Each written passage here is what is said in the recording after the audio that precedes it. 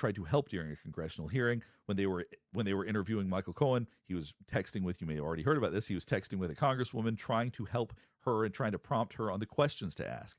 So Jeffrey Epstein very actively was trying to harm Donald Trump during this time. Now, the way he talks about former President Bill Clinton is totally different. I think that there was a real kinship there, and I think they remained friends for a long time. There's evidence to suggest that we're going to get into when we get into the actual emails. Now, despite that fondness, in 2016, it seems like that there was something that Bill Clinton said that made Jeffrey Epstein feel like he couldn't trust him. And it is characterized that Bill Clinton is very manipulative. That's how he sees him. He's someone he likes. He's someone he wants to spend time with, but he also describes him as extremely manipulative. And in terms of what I learned about Jeffrey Epstein himself, in terms of what he's like, in terms of how he communicates, he is someone that absolutely loves to have leverage and power over people. This goes exactly with what we already know about him, which is he's someone that wants to be in control. That shows in his emails. What's interesting about the way that he emails is that he uses sentence fragments. He doesn't actually form whole thoughts almost ever. Occasionally he will actually use proper grammar, but it's full of spelling errors, half thoughts. He's usually telling people what to do, trying to organize what somebody can say as a response to different situations, like the Virginia Giuffre situation. He's trying to tell people what to say in those situations. And before we get into the actual emails, there is one thing I want to cover about how he communicates. He is fully aware that people might read these emails. He had already been convicted back in 2008. He is very careful about what he says.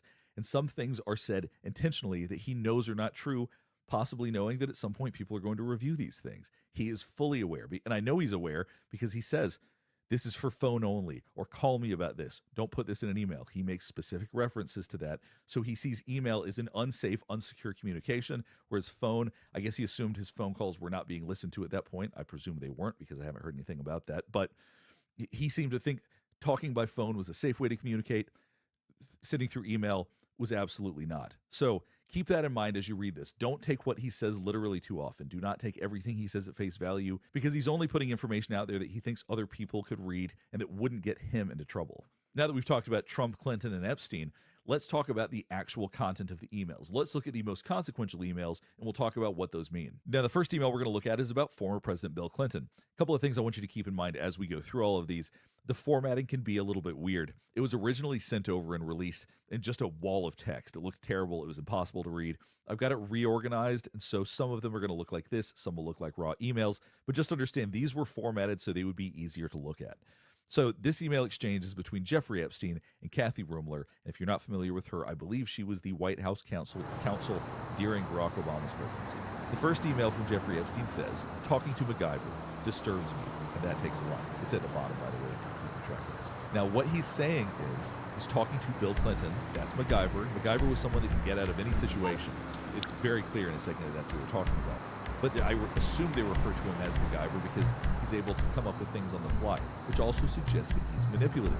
We're going to get much more into that as this continues to go on. But he's saying, talking to Bill Clinton right now, what he's saying is disturbing, and that takes a lot. That is probably one of the most significant things to have come out in all of these emails. That really blows my mind. But let's keep going. We're going to talk more about it. Kathy Rumler replies, what part do you find disturbing? Do you think he's losing it? So I suppose just because he's getting older, maybe they're implying that it's some sort of age-related issue. Jeffrey Epstein says, you were right, I was wrong, humble pie, pro, or my own words is what I get to eat today, your choice. Kathy Rumler replies, meaning I win the bet, but I will never receive an apology or acknowledgement of the acceptance of responsibility. Jeffrey Epstein says, I can never ever verify its authenticity, so yes. Kathy Rumler replies, I will just say I told you so. Not to sound overly dramatic, but he's very close to being psychopath. He has no conscience. It's scary. Now that is a profound statement to be making about somebody that they both apparently know. When Jeffrey Epstein replies, I was wrong, Kathy Rumler replies, he obviously said something to you yesterday that was disturbing and you don't want to tell me. Just tell me. I can take it. I promise. Jeffrey Epstein replies, my memory is a friend killer. I stopped talking to Clinton when he swore, with wholehearted conviction to me, that he had done something. He had forgotten that he also swore the exact opposite to me only weeks before. So he's painting Bill Clinton as a liar and manipulator. Kathy Rumler replies, MacGyver takes it to another level, because if you call him out on it, he will explain with a straight face that both statements are true. Now, we actually saw him do this when he was president, Bill Clinton, when he was president. But what this says to us is that these are two people that are talking about Bill Clinton being extremely Jeffrey Epstein confirmed that he's saying that they were talking about something that disturbed him. I also want you to keep in mind, this is 2016. This is many, many years after Bill Clinton allegedly had no contact with him. They just went on a trip to Africa together. They traveled a little bit together because it was convenient to ride in his plane. They don't really know each other. That's the line that was being said. So I want you to keep in mind, they were on the phone on January 22nd, 2016, talking about something that disturbed Jeffrey Epstein. So to me, that is true new information that we are gaining from these Epstein files. If we talk about the various bombshells in it, to me, this is a big one. Now, this email exchange is between Jeffrey Epstein and Landon Thomas Jr. Now, Jeffrey Epstein was really bothered by the accusations made by Virginia Giuffre. They caused a lot of problems for Prince Andrew, obviously, and they were causing a lot of problems for him personally. So understand, when he talks about this, he has every reason to say things that are not true. Let's read through these emails and we'll talk about their significance. So Jeffrey Epstein says, and you got to keep in mind, these are backwards, so the older ones are going to be on the bottom. Email reads Landon. There's a redacted name, which is likely Virginia Giuffre, considering the context of all of this, but the storyteller crafted much of it out of whole cloth. Part of her story is that she was at multiple orgies with Clinton, and specifically the minute details of a dinner had on the island with him. He sat on my left, came by Black, Heli, flown by Ghislaine. Clinton was never, ever there. Never. It punches a hole in the Dershowitz-Andrew allegation, making it all apparent that it was fantasy and illusion. Thoughts? Who should break the story? So you have to think about what the purpose of this email is. The purpose of this email is to say that Virginia Giuffre is lying and nothing she's saying is true. So by saying Clinton was never, ever there, never, that if they can prove those things, it would punch a hole in the Dershowitz and Andrew allegations. So making it apparent that it was all fantasy and delusion. So this is not him trying to express what the actual truth is. He is fully aware that people may at some point monitor these things. He's trying to create what would be a story, but then all of a sudden the Dershowitz and Andrew. So Landon Thomas Jr. replies, let's have a chat. We need to fight back somehow. Present evidence that she is lying and show the world that you are no longer that guy. You have made changes and that this is the past. There's some contradiction here. Now, I know this is not Jeffrey Epstein that wrote this, but it's kind of funny because he's basically saying, say that she's lying, but also show that you're not that guy and that you've made changes from being that person. So she can't both be lying and then have him be a different person than he was when he did these things. It just doesn't really make any sense. My sense is that it's TV type thing where you just talk honestly about this, present evidence that it's not true, and focus on what you've been doing for the past 5 years. Charlie Rose, you can't just sit there taking punches like this, especially when the British tabs are driving this. Maybe you can go on British TV. Call me anytime. So he is saying you need to fight back against this. Let's get you in front of cameras. Here's what the dialogue would be. Jeffrey Epstein is saying, this is what I could say. This would be the story. That doesn't make any of this true. So you can't be overly literal with someone who knows they potentially are being monitored. Who, when they have something really serious to say, they say it over the phone. They say references that in other emails. All right, let's keep going. So here's an example of an interaction where he talks about not giving specific details by email. There are plenty of emails like this, but I just wanted to give this example. So Epstein messaged Landon Thomas Jr., and basically, after a long explanation of whether or not Al Gore had ever been to the island and so on and so forth, at the end they talk about this and say phone only, because that means there are details he does not want to give over email. There is sensitive information, and he is aware of that. So anything that he puts in these emails, he is fully aware may be read by other people. So always keep that in mind when it comes to reading through all of these emails. Now we're going to look at a text exchange between Jeffrey Epstein and someone whose name has been redacted. So we don't know who this is. Label it G. That is most definitely not the name of the person. Their name has been redacted. It's just because these were text messages, the data gets a little bit funny, so don't worry about the labels. Anyway, so on December 2nd, 2018, the two of them were having some conversation about some sort of injury that the other person had. But then on December 3rd, this person reached out and said, it will all blow over. They're just trying to take down Trump and doing whatever they can to do that. Exclamation point. Jeffrey Epstein replied, yes, thanks. It's wild because I am the one able to take him down. So is he being grandiose, or does he actually have something that would be harmful to President Trump? That's what's unclear, because later on, we're going to get into an exchange with a congresswoman where he's actively trying to harm Trump. He's actually trying to get Trump taken down, basically. So it's unclear what this would possibly be, if this is just him being grandiose, because he is someone that sees himself as being in control. So when he says, I am the one able to take him down, that could just be that he's grandiose, that he believes that he knows things that are that important. And as we'll see later, he continues to try to assert some kind of control into President Trump's future. So here's an email exchange between Jeffrey Epstein and what seems to be a pilot, although they redacted the name so we don't know for sure who it is, but based on the context, that's what it seems like. Right here, Jeffrey Epstein essentially is writing out what the pilot should say. This is basically his draft of how he believes the pilot should handle all of these questions. I only met Jeffrey Epstein after I was adult, over 18. I was never ever his sex slave. Obviously a lurid chauvinistic categorization, which in my opinion could only have been made by some loser of a repressed male reporter. He was always kind, funny, generous to me. These fantasy fabrications made by a delusional thief. Charged with stealing from the burger place which she worked, though she claimed to be paid thousands of dollars in cash and held at the beck and call of the genius tycoon. I think that the genius tycoon is supposed to be referencing Trump, and I don't know if the fact that genius is misspelled is supposed to be ironic, or if it's just that, much like other areas, Jeffrey Epstein just doesn't spell very well. Her storytelling, had it been done while sleeping, would have been called dreaming, if awake hallucinations, but to the English press they are referred to as allegations. She claimed in the midst of detail her dinner with President Clinton on the Caribbean island, how he arrived by Black Heli, where he sat on Jeffrey's left, a 21st century tale of power, sex, and money. The fact that this story is total make-believe, fabricated on purpose to get capitol attention, and easily refuted by readily available travel records of a former president. It defies belief that any person would take seriously such a preposterous story. Little different than her telling her father that she met him. Oops, he believed her, though her mother at a relevant time complained that she must have been engaging in Satan worship and asked that she be put in a drug loop. Come on, I am currently a professional pilot with a spotless record. I have a checklist that I follow before every flight to verify things that are where they are supposed to be. Checking her story, which the press has refused to do, would serve the public well. In this case, human error is merely a euphemism for hijacking the truth. By the person whose name is redacted, they are now asking how my parents bought a building in town, implying it was all the money they got for selling me.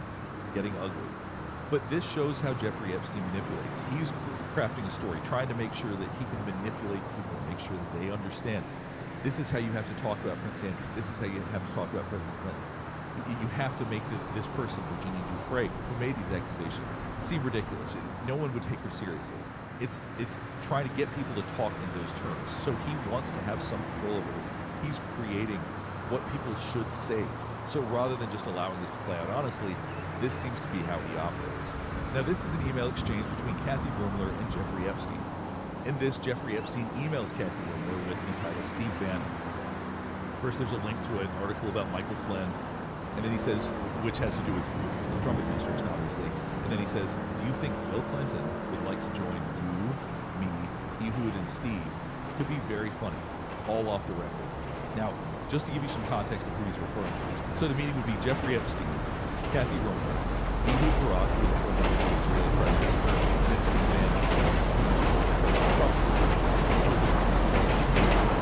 Could be very funny, all off the record. And they wanted to include him as well. So this was a real desire in 2018 to get together with Bill Clinton. He proposed that as though that was an actual possibility.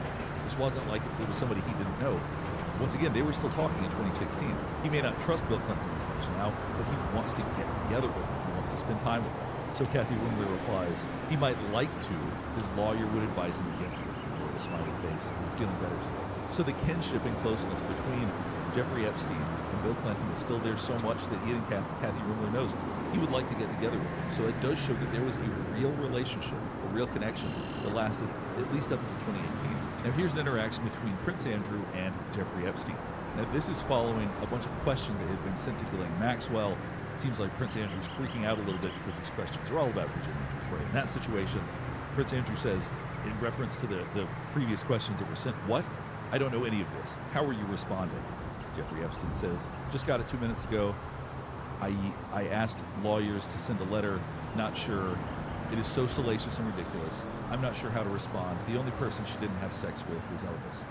Prince Andrew responds, please make sure that every statement or legal letter clearly states that I am not involved and I knew nothing and know nothing about any of these allegations. I can't take any more of this on my own. Now we're really seeing their personalities come out here. Jeffrey Epstein basically framing things the same way he has previously about Virginia Giuffre, which, this is ridiculous.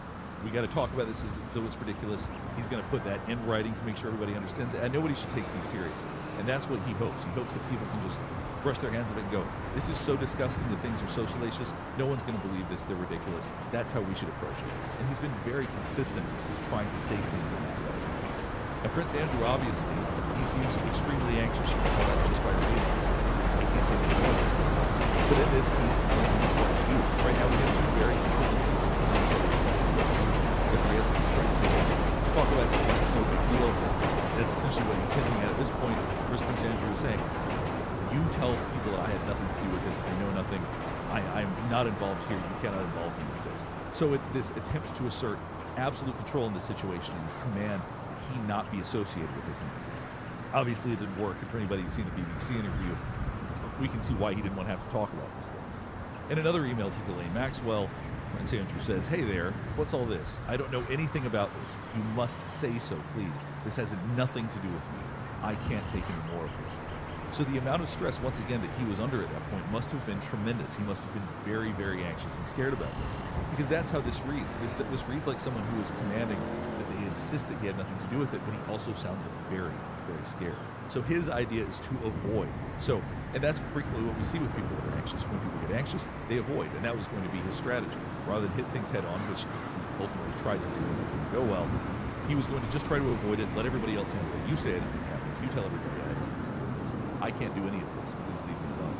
So this is an exchange between Michael Wolff, the journalist, and Jeffrey Epstein. Now, he's basically asking how he can get to Trump, how he can talk to Trump. And Jeffrey Epstein is giving him advice, basically saying that if you want to ask him questions and you don't want to get thrown out, here's how you have to approach it. Maybe you can ask why Bernie Nussbaum got Vince Foster's letter quickly. That's a Hillary problem. So in other words, and this would have been 2016 before Trump was elected. So focusing on Hillary, that's going to get him answering questions. He would smile, and then you can go ask his relationship with the electrician unions in Mar-a-Lago, and out you go. And then Jeffrey Epstein wrote more. You want to be provocative, Trump shuttle, Hawaiian Tropic contest, mortgage on Mar-a-Lago, revenue on golf courses, income. So all of these that would be embarrassing financial questions, potentially, or the intent would be to ask him questions he doesn't know how to finances. Now, interestingly, that's what he's like focusing on. He knows what he's trying to do. He wants to harm Trump. This is how he's trying to do it. He's trying to do it in a backhanded way. And then Michael Wolff asks, what was the letter? Jeffrey Epstein replies, Nussbaum White House counsel, Hillary doing naughties with Vince. So for anybody who doesn't know who Vince is referring to Vince Foster. He was White House counsel for Bill Clinton, and there have been a lot of conspiracy theories suggesting that the Clintons were in fact involved in his death because he was found shot. We're not going to get into all of that, but that's why he was suggesting that he bring that up, because that would be something that would go against Hillary that President Trump could talk about. But ultimately, that would just lead him into asking more difficult questions or more harmful questions. So it's very interesting to see the level of manipulation that Jeffrey Epstein's trying to engage in. So now here's an email exchange between Mark Epstein and Jeffrey Epstein. Mark Epstein being Jeffrey Epstein's brother. He has addressed some of this publicly. We're going to talk about that, but let's get to reading it and then I'll explain. So Mark Epstein says, how are you doing? A while back you mentioned that you were pre-diabetic. Did anything change with that? What is your boy Donald up to now? Epstein replies, all good. Bannon working. So I guess he's saying that he's not worried about the pre-diabetic stuff, but he didn't respond to the Donald question. Then Mark Epstein asked a couple of days later, ask him if Putin has the photos of Trump blowing Bubba. So what he means by this, he's saying, ask Steve Bannon if Putin has the photos of Trump engaging in some sort of salacious act with Bubba. Now most people assume Bubba was Bill Clinton because people call Bill Clinton Bubba. Mark Epstein has said it's not. He also had said that he was joking and that this was not being literal. The fact that Steve Bannon was with him, the fact that he's framing it this way, I don't think anybody's taking this literally. I know it spawned lots of memes, lots of viral content, but I don't take any of this other than two brothers joking around. And then Jeffrey Epstein replies, and I thought I had surus, and that's a Yiddish word basically saying like stress or a headache, or I thought I had problems. I think it's in essence what it's saying. Then Mark Epstein replies, you and your boy Donnie can make a remake of the movie Get Hard, sent via tin can and string. Once again, this is just two brothers joking around. What that means for anybody who's curious, there was a movie called Get Hard where a convict taught somebody who was going to go to jail or who was going to go to prison how to prepare for it. So in other words, because Jeffrey Epstein has been to prison, he can teach Donald Trump how to get ready for prison. That's the implication. Now on May 18th, 2011, Jeffrey Epstein sent an email to Ghislaine Maxwell. You have the photos from our Clinton trip to Africa. Now, that's not necessarily specifically meaningful, but it is interesting that he was looking for those at that time. they're little pieces of data that I want to put a pin in right now, because as the rest of the Epstein files come out, we might end up circling back to this. This may be meaningful in some way. It felt meaningful enough for me to at least think about this. But like I said, as more of these files come out, maybe we'll tie it back to something. And this is part of what can be so complicated with forensic research, is that we have to be able to tie everything together. You have to remember everything you've already read here so you can address it later. And like I said, this is 20,000 emails and texts and whatnot. We may have another 100,000. I have no idea how many are going to come out when the rest of the Epstein files are released. But not having the knowledge here, if I didn't read all of these, it would be much harder to understand contextually what matters when those later ones come out. So some of the things I talk about may not seem extremely relevant yet, but they might be later. So that's why I'm including so much of this information. Now we're going to look at an exchange between Congresswoman Stacey Plaskett and Jeffrey Epstein. This was actually during a House Oversight Committee hearing with Michael Cohen. So for those of you unfamiliar with Michael Cohen, he worked with Trump for a long time. Jeffrey Epstein is trying to provide additional information to Stacey Plaskett so they can ask him better questions, so they can ask questions that can get to Trump better, because this was about payments that Trump wasn't supposed to have made or something to that effect. But the goal here ultimately was to harm Trump. So once again, this goes back to the fact that they are, at this point, somewhat rivalrous. At this point, it doesn't seem that Jeffrey Epstein not only dislikes Trump, he's actively doing things to try to hurt Trump. But let's look through what some of the text messages say. Now, Plaskett is labeled as G. I don't really know why it labeled it that way, because I think it was sent through his text. So just understand the JEE thing, just ignore that. So he's providing some commentary, but also is commenting on her. So what privilege stands behind the non-release of college transcripts? Great outfit. You look great. She replies, thanks, with an exclamation point, which shows a warm relationship. These are two people that are using each other. Plaskett's using him to be able to get information, and he's using her to get a sense of control. And then he says, are you chewing? She says, not anymore. He sends a smiley face. Chewing the interior of my mouth. Bad habit from middle school. It's interesting. She feels the need to legitimize her behavior to Jeffrey Epstein. And then he says, sweet. He's opened the door to questions who are the other henchmen at Trump org. He says, yeah, very aware, waiting my turn. How much longer for he asks. Hours, going to other meetings. Thanks. Cohen brought up Rona, keeper of the secrets. Rona? Quick, I'm up next. Is that an acronym? That's his assistant. Rona. She called out Roger as on line 1. Probably. Good work. Financial statement exhibit? Wild. So he's really trying to coach her. And this gives him a sense of power. Like I said, this is someone who likes to be in power. She's willing to work with someone who's totally despicable and not tell anybody about it apparently until now because it's come out. But she's been willing to do this to get what it is that she wants. To me, this is an absolutely wild exchange because it seems very friendly. It's not just, hey, give me this information and I'm going to use it. There's lots of chatter between them if you look over. You look great, thanks, all of those kinds of statements. And then Jeffrey Epstein also states the titles of each section are misleading. It talks about asset value, the related loans, and the loans payable. These are all tricks. Assets owned less than 100%, operating property. What were your takeaways? Thinking. But this goes to show he really, truly wanted to harm Trump. He was doing everything he could to try to help in this way. So it's interesting to see that there was a relationship where the Congresswoman was trying to use Jeffrey Epstein, and Jeffrey Epstein was trying to use her because he wanted that sense of control right there. Now, interestingly, back in 2013, it looks like Hakeem Jeffries, Congressman Hakeem Jeffries, the representatives, were actually reaching out to Jeffrey Epstein to invite him to a dinner or to get to know him better. So even despite back in 2008 that he had been convicted of all of these things, everybody already knew everything about Jeffrey Epstein. At that point, people were still reaching out to him to make these contacts. People would still want something from him. And to me, that's just fascinating. And I'm not sure that it even mattered which side of the political aisle they were on. He certainly seems to interact with a lot more Democrats. But I think that if anything, he would use anybody. Anything that gives him leverage and power, I suspect he would have leaned into. So here's an email exchange between Jeffrey Epstein and Faith Cates. Faith Cates being an owner of a very large modeling agency. So Jeffrey Epstein, once again, bottom to top. Jeffrey Epstein says, hope today is fun for you. Faith Cates replies, fun, when are you back in New York City? Epstein replies, all next week. She replies, okay, Dylan will want to see you. I always want to see you. Where are you having Thanksgiving? Epstein replies, Ava. Faith Cates replies, that means Glenn, check out his red hair. Epstein replies, Barry's color for holiday. Epstein replies, Barry's color for holiday. Faith Cates says, he's such a snooze. Who else is down there? Epstein replies, David Feisel, Hansen, Trump. Now, I've seen people say that he spent Thanksgiving with Trump, but that's not really how this reads. The way this reads is that Trump may have been in the same area, whether it's the same resort. I don't know what Ava is referring to. Whether it's the same resort, same place, that they were in potentially the same social vicinity, but it didn't sound like they spent the holiday together. So when she asks who else is down there, those are the people that are down there, but there's no indication that they actually spent the day together. Epstein so far has been very explicit about who he's going to hang out with, who he's going to spend time with. So it seems unlikely to me that he actually spent Thanksgiving with Trump, although I have seen some people assert that because of this exchange, but I don't think that's what that means. Now, this is an interesting interaction between Jeffrey Epstein and Soon Yi. For those of you who don't know who Soon Yi is, that is Woody Allen's wife. Woody Allen and Jeffrey Epstein seem to be close friends. There have been a number of people that have talked about hanging out with Woody Allen and Jeffrey Epstein together, so I think they're very close. Soon Yi being his adopted daughter at one point, who he later married. Yes, that tells you everything you need to know about Woody Allen. Jeffrey Epstein sent her a link. Now, what this link was, it was Bill Clinton's CIA chief is going to be part of the Trump campaign.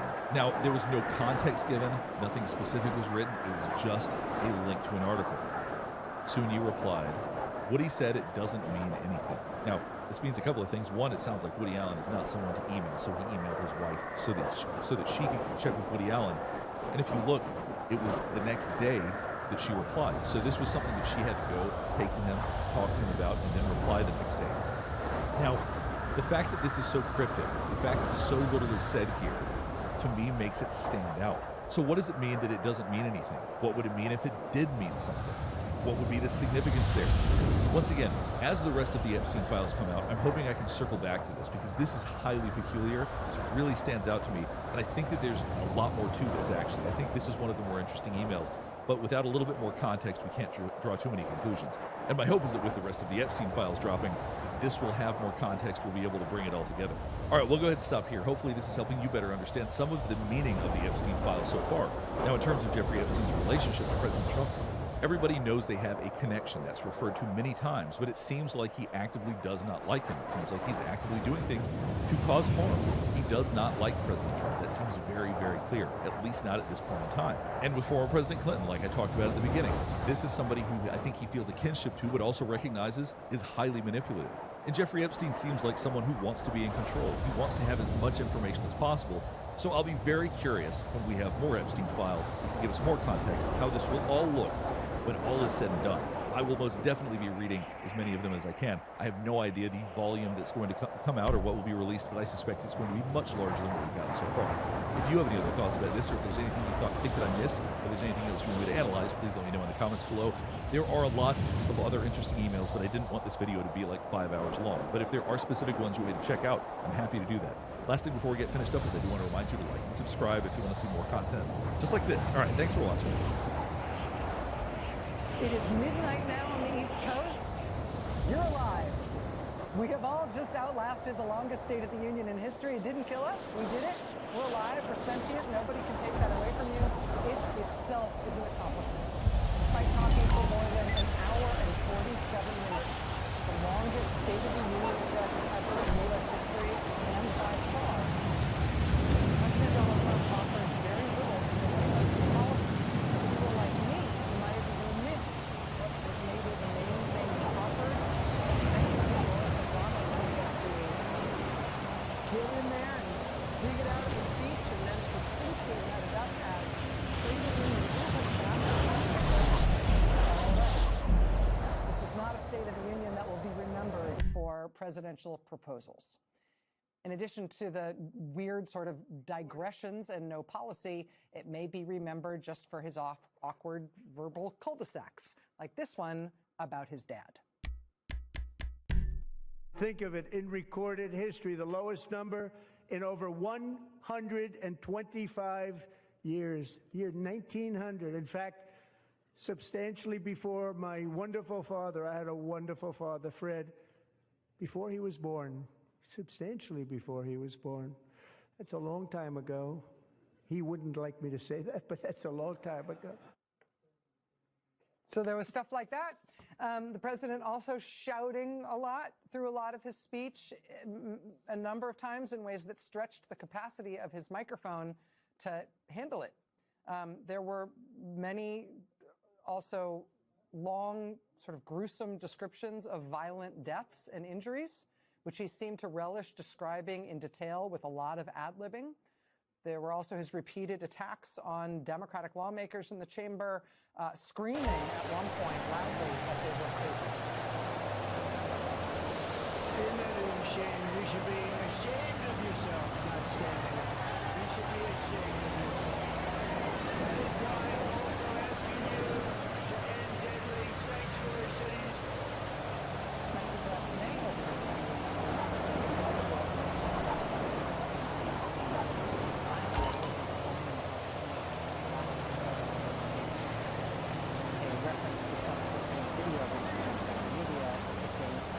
President Barack Obama and former President Michelle Obama as leaders. That's it. Perhaps the one tonight would be remembered for the Democratic response. Responses to State of the Union addresses are very difficult, notoriously. But tonight's from Abigail Spanberger was very good, and thus far at least seems to have been very well received. A punchy, clear, effective speech from the new moderate Democratic governor of Virginia, Abigail Spanberger, essentially kicked off the presidential election by taking violent immigration raids, these chaotic economic policies, and what? Benefits from his record, his policies, his actions, the short list of laws he's pushed through this Republican Congress. Somebody must be benefiting. He's enriching himself, his family, his friends. The scale of the corruption is unprecedented. There's the cover-up of the Epstein files, the crypto scams, cozying up to foreign princes for airplanes and billionaires for ballrooms, putting his name and face on buildings all over our nation's capital. This is not what our founders envisioned, not by a long shot. From the Democratic response, again, by Governor Abigail Spanberger of